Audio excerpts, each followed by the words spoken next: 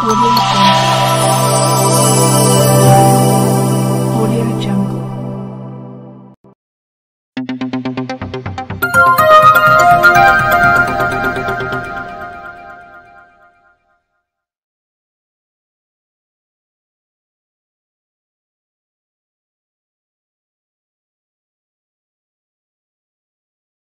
अस्सलाम वालेकुम, आदाब, नमस्कार, सत श्री अकाल, जय भीम दोस्तों।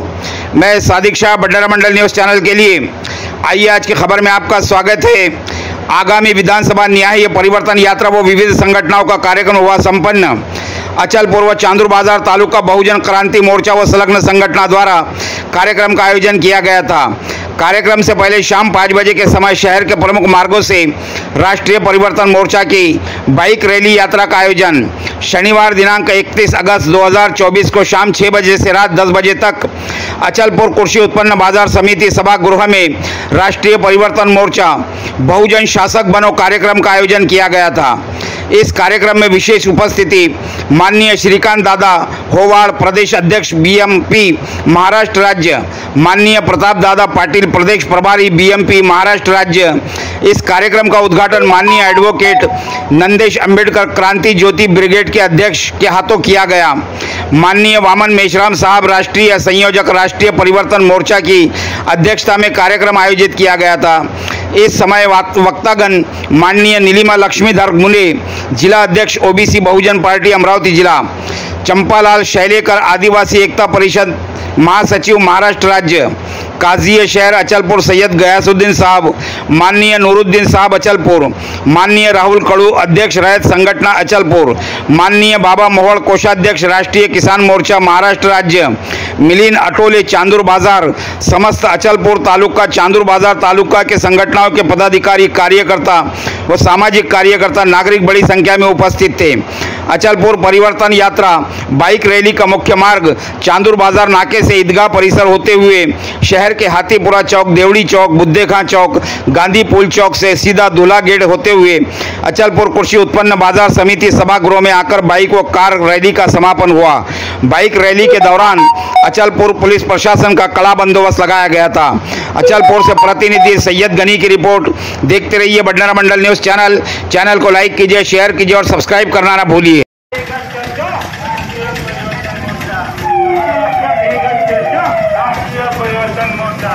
मान्यवर मंत्री मेश्राम साहब आगे बढ़ो, हम आपके साथ हैं।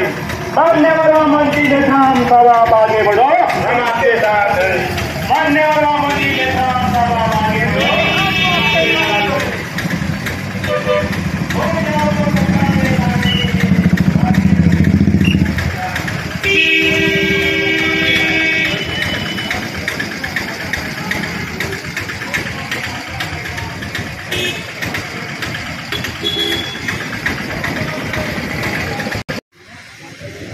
तो केवळ तुम्हाला माणूस म्हणून माणूस जगण्यासाठीच घेतलेला आहे।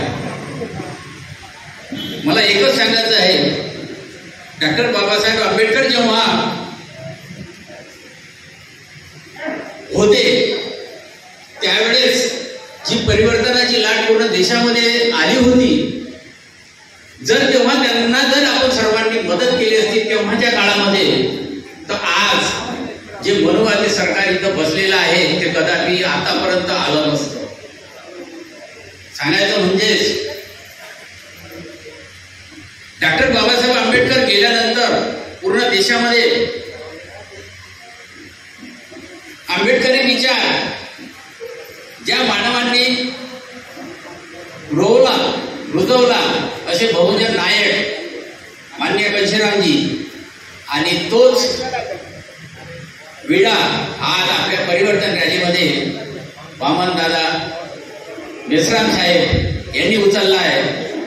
मला असा गौरव आहे, असेच परिवर्तनवादी व्यक्तिमत्व आपल्या सर्वांमध्ये जर जागृत झाले, मला तरी 100% असं वाटते हे सत्ता उलटा पालट करण्यासाठी काही वेळ लागणार नाही। ज्याप्रमाणे आपण आता लोकसभेमध्ये दाखवून दिलेलं आहे तेच आता आपल्याला विधानसभेमध्ये दाखवायचं आहे। आयोजकांनी मला या ठिकाणी बोलण्यासाठी जी संधी उपलब्ध करून दिली त्यांचे मी धन्यवाद मानतो। आणि आयोजकांनी या ठिकाणी मला निमंत्रित केलं त्याबद्दल मी संत रविदास महाराज उत्सव समिती अध्यक्ष अतिलपूर परकाळ यांच्यातर्फे त्यांना मी धन्यवाद देतो. जय भीम, जय भारत. या परिवर्तन मोर्चाच्या कार्यक्रमाला उपस्थित या कार्यक्रमाचे राष्ट्रीय अध्यक्ष परिवर्तन मोर्चा संयोजक माननीय वामनजी मेश्राम साहेब, बहुजन नायक, बहुजन सम्राट म्हणून त्यांची संपूर्ण भारतभर ख्याती झालेली आहे. आजच्या या मोर्चाला उद्घाटक म्हणून लागलेले आमचे ओबीसी बांधव ॲडव्होकेट रवींद्रजी आंबेडकर साहेब, मंचकावर उपस्थित सर्व चळवळीवादी, चळवळीचे रक्षक, संविधानाचे रक्षक आमचे मित्र, वडील बांधव आणि इथं जमलेल्या माझ्या सर्व संविधान रक्षक, चळवळी रक्षक आणि शूरवीर योद्ध्यांना मी नमस्कार होतो. आणि महाराष्ट्रामध्ये जी काल परवा घटना घडली, छत्रपती शिवाजी महाराजचा जो पुतळा पडला, या दुर्दैवी घटनेचा मी अचलपूर विधानसभाच्या वतीनं तसेच अमरावती जिल्हाध्यक्षाच्या वतीनं जाहीर निषेध करतो. खरं तर हे सर्वात दुर्दैवी बाब आहे. ह्या महाराष्ट्राला एक कलंक लागलेला आहे. ज्या महाराष्ट्रामध्ये आपण राहतो, ज्या महाराष्ट्राची भूमी छत्रपती शिवाजीराजांनी घडवली, त्याचा इतिहास आता समुद्रपाळ गेला, त्यांचा पुतळा पडणं म्हणजे खरोखर दुर्दैवी गोष्ट आहे. असं का झालं? खरं तर हा विचार आपण करायला पाहिजे होता, परंतु असं का होत आहे? वर्तमानामध्ये जेवढे काही पक्ष आहेत, सत्ता आहे, त्या तुम्हाला थोडक्यात सांगतो की तिथं ओबीसी समाजाची काय कंडिशन आहे तुम्हाला मी सांगतो. जेवढे पक्ष आहेत, जेवढी संघटना आहेत, ज्या वैयक्तिक संघटना म्हणत नाही मी वरच्या लेवलची, बॉडी सुद्धा आमच्या जातीचा आहे, तो माणूस आमच्या जातीचा, आमच्या समाजाचा आहे, परंतु ज्या पार्टीतून निवडून जात आहे ती पार्टी तुमची नाही, ती 3.5% वाल्या विदेशी लोकांची पार्टी आहे. जी लोक तुम्हाला जनगणना करायला तयार नाहीत, ते तुम्हाला हक्काधिकार देतील. आता कोणीतरी बोललं माझ्याबरोबर, त्यांनी सांगताना सांगितलं जी पुनरावृत्ती लोकसभेमध्ये केली तीच पुनरावृत्ती विधानसभेमध्ये करायची आहे. तर दुसरा अर्थ काय? बीजेपीला हरवण्यासाठी काँग्रेसला बोकांडी घ्यायचं आहे. बीजेपीला हरवण्यासाठी काँग्रेसला बोकांडी घ्यायचं आहे, म्हणजे सापाला हरवण्यासाठी नाकाला बोकांडी घ्यायचं आहे. काय विद्वत्ता आहे? साथियो, ST, ST, OBC, NT, DNT, BJP, MBC, SBC आणि मायनॉरिटीच्या बांधवांनो विचार करा. आपल्यावरती आज आल्यानंतर हे कधीच येत नाही. सगळ्या मुसलमान बांधवांनी कालच्या लोकसभेमध्ये काँग्रेसला लाईन लावून वोट दिलं. आता मात्र मुसलमानाच्या रोज मस्जिदी पाडल्या जातात, रोज मस्जिदी तोडल्या जातात. एकही काँग्रेसचा नेता समाजाच्या समोर लढायला तयार नाही. का? आम्ही तुम्हाला आमदार करतो, खासदार करतो, मंत्री करतो, परंतु आमच्या समाजावरती आज आल्यानंतर तुम्ही लढत नाही. याचा अर्थ काय आहे? याचा अर्थ असा आहे, त्यांना तुमच्या लढाईचा घेणं देणं नाहीये, त्यांना फक्त सत्ता पाहिजे. दुसरं, ही लोक भीती दाखवतात. काय भीती दाखवतात? बीजेपी येईल, बीजेपी येईल, बीजेपी येईल, बीजेपी येईल, संविधान खत्म होईल, संविधान खत्म होईल, संविधान खत्म होईल, संविधान खत्म होईल. आम्हाला भीती वाटते. आमचे लोक बरोबर म्हणते. त्या काँग्रेसला माझा प्रश्न आहे, राहुल गांधींना माझा प्रश्न आहे. एवढा जर तुम्ही संविधानवादी आहे तर 2018 साली जंतर मंतरच्या मैदानावरती 11 नालायक ब्राह्मण लोकांनी ज्यावेळेला संविधान जाळलं होतं त्यावेळेला कुठं शब्द घालून बसला होता गांधी साहेब? याचं उत्तर द्या. पण त्यावेळेस तो सोडा. आता सांगतोय, गेल्या आठवड्यामध्ये सुप्रीम कोर्टामध्ये बसलेल्या 3.5% वाल्या जज लोकांनी एससी आणि एसटीच्या विरोधामध्ये क्रिमिलियरची जाचक लावली. जे इंडिया गाडीवाले, काँग्रेसवाले स्वतःला अगदी म्हणतात आम्ही संविधानवादी आहे, माझा त्यांना प्रश्न आहे, एससी आणि एसटीच्या विरोधामध्ये क्रिमिलियरची घातक लावल्यानंतर तुम्ही कोणत्या बिळात लपून बसला? आज तुम्ही तोंडाला कुलूप का लावलं त्याचं उत्तर द्या.